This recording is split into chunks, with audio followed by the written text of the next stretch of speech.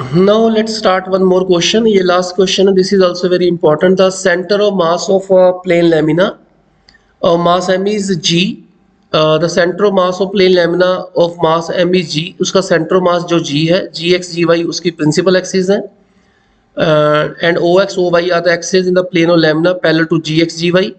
Prove that the product of inertia of lamina with respect to ox oy is m alpha beta.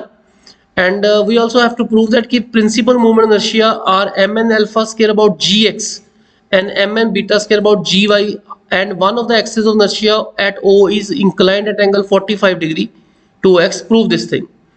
तो हमें एक चीज समझनी है कि अगर मेरे को मोमेंट इनर्शिया दिया हुआ है about a line which is passing through the centroid, अगर किसी भी जो भी लाइन इसके पैरेलल आएगी, अगर मुझे इसके अबाउट मोमेंट इनर्शिया पता है और एक लाइन के अबाउट पता करना है, लाइन एल के अबाउट, तो मेरे को इस मोमेंट इनर्शिया में ऐड करना है मास इनटू डिस्टेंस स्क्वायर. इसके बीच, इन दोनों लाइनों के बीच में डिस्टेंस कितना है. So you have to keep this thing in mind.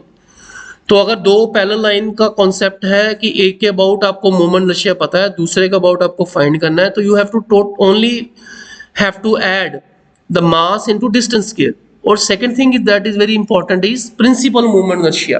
Principal moment inertia का बेसिकली मतलब है कि वो वाली एक्सिस जिनके about product of inertia zero है, यानी कि डी ई और एफ का वैल्यू जीरो आएगा. ओके, तो एक चीज तो ये है कि हमें एक ये दिया हुआ है कि एक्सिस एक्स और वाई है, ये कैपिटल एक्स है, ये कैपिटल वाई है, ये उसका सेंटर ऑफ मास जी है जिसके कोऑर्डिनेट अल्फा बीटा.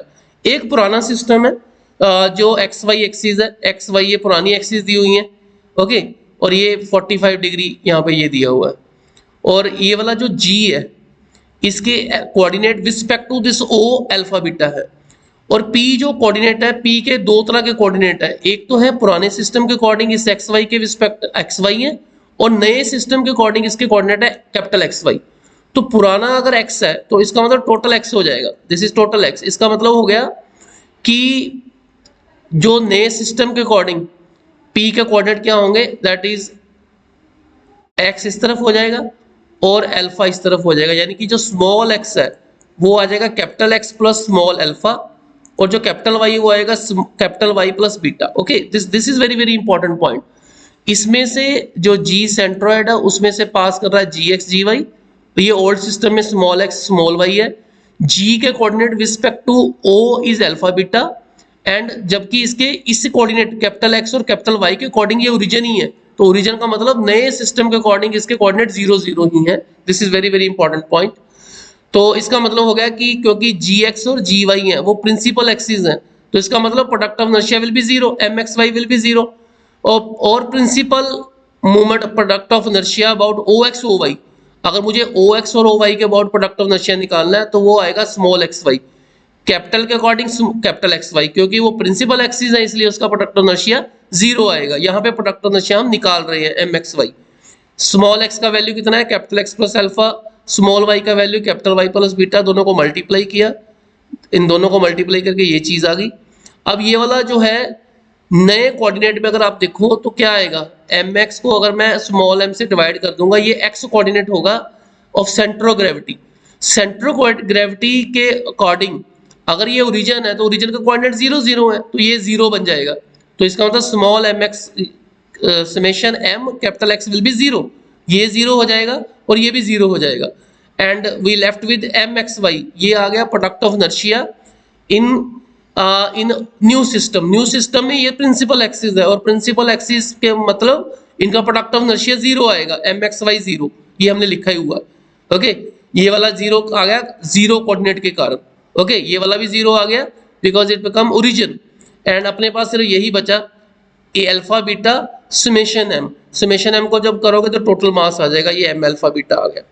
उसके बाद हमें दिया हुआ है principal movement inertia about G X and G Y. हमें दिया हुआ है कि इस एक्सिस के अबाउट हमें इनर्शिया पता है, इसके अबाउट पता है, मेरे को ओ एक्स के अबाउट निकालना है. तो I will use parallel axis theorem. Movement inertia of the plane lamina about O X, ये वाला स्मॉल ओ एक्स आएगा. This should be small O X, this should be small O Y. तो O X के about movement inertia निकालने का मतलब है अगर मुझे इस एक्सिस के अबाउट मूवमेंट इनर्शिया दिया हुआ है M N alpha square plus, तो इसका परपेंडिकुलर डिस्टेंस निकाल लो. ये कितना परपेंडिकुलर डिस्टेंस है, क्योंकि ये डिस्टेंस अल्फा है, ये वाला बीटा, तो perpendicular distance is beta square, तो मास m होगा m beta square. Product of inertia about O Y का अकॉर्डिंग भी वही आएगा कि y के अकॉर्डिंग कितना, जी वाई के according mn beta square plus mn alpha square. Okay, और हमें दिया क्या हुआ है, व्हाट वी हैव गिवन कि given angle made by the one of the axis with O axis 45 degree. हमें अपने पास फार्मूला है tan 2 theta is equal to 2f over b minus A. तो यहाँ पे 45 डिग्री का एंगल है, ट्वाइस करोगे 90 होगा, tan 90 इन्फिनिटी हो जाएगा। इन्फिनिटी का मतलब, इसका मतलब ये डिनोमिनेटर जो है वो जीरो आएगा, यानी कि b a के इक्वल आ जाएगा। b का वैल्यू हमने निकाला हुआ है, a का वैल्यू निकाला हुआ है, mn अल्फा के m बीटा के mn बीटा के m अल्फा के दोनों को इक्वेट करके जो गिवन रिलेशन है वो प्रूव हो जाएगा।